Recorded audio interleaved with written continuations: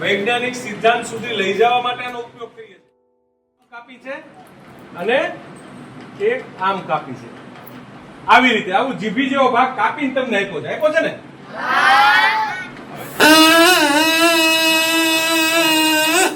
શું થયું? સિસોટી વાગી.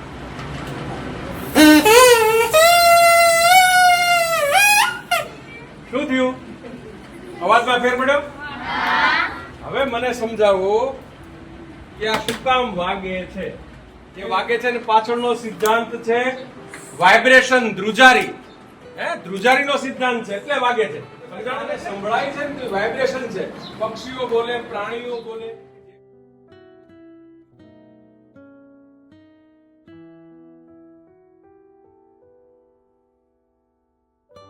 જેમ કાગળને ગઢ પાડીએ ને એમ આટલા ખૂણાને ચપટે જીભી જેવું બનાવી દેવાનું.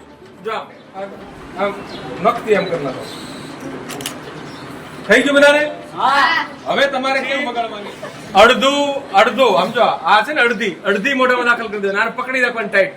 અડધી મોઢામાં દાખલ કરો. જો આ રીતે આમ.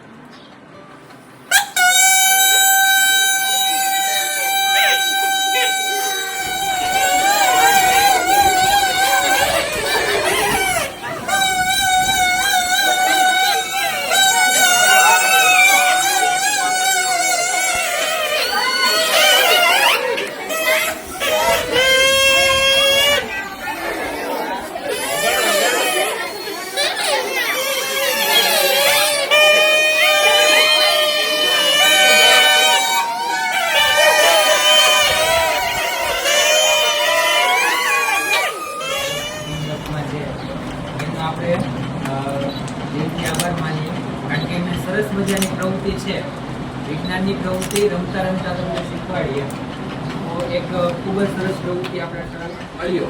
આવી બધી પ્રવૃત્તિને નિહાળવા માટેનો આપણે એમનો આભાર માનીએ. સાહેબે કીધું એમ કે છેલ્લી બેન્ચે બેઠેલો વિદ્યાર્થી પણ કંઈક ને કંઈક એનામાં પડેલું હોય છે જેને આપણે બહાર લાવવાનું છે. મેં